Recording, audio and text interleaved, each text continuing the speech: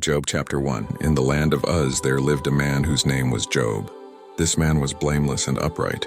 He feared God and shunned evil. He had 7 sons and 3 daughters, and he owned 7,000 sheep, 3,000 camels, 500 yoke of oxen and 500 donkeys, and had a large number of servants. He was the greatest man among all the people of the East.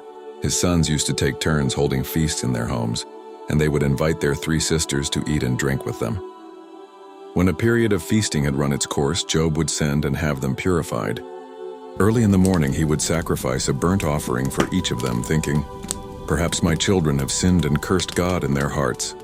This was Job's regular custom. One day the angels came to present themselves before the Lord, and Satan also came with them.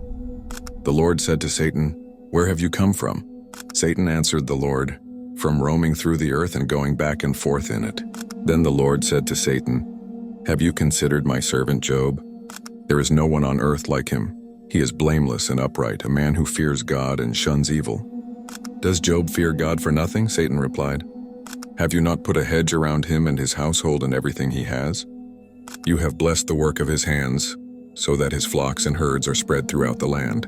But stretch out your hand and strike everything he has, and he will surely curse you to your face."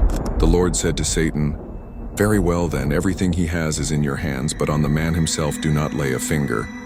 Then Satan went out from the presence of the Lord. One day when Job's sons and daughters were feasting and drinking wine at the oldest brother's house, a messenger came to Job and said, "The oxen were plowing, and the donkeys were grazing nearby, and the Sabaeans attacked and carried them off. They put the servants to the sword, and I am the only one who has escaped to tell you." While he was still speaking, another messenger came and said, "The fire of God fell from the sky and burned up the sheep and the servants, and I am the only one who has escaped to tell you." While he was still speaking, another messenger came and said, "The Chaldeans formed 3 raiding parties and swept down on your camels and carried them off. They put the servants to the sword, and I am the only one who has escaped to tell you." While he was still speaking, yet another messenger came and said, "Your sons and daughters were feasting and drinking wine at the oldest brother's house, when suddenly a mighty wind swept in from the desert and struck the 4 corners of the house. It collapsed on them and they are dead, and I am the only one who has escaped to tell you." At this Job got up and tore his robe and shaved his head. Then he fell to the ground in worship and said, "Naked I came from my mother's womb, and naked I will depart. The Lord gave and the Lord has taken away. May the name of the Lord be praised."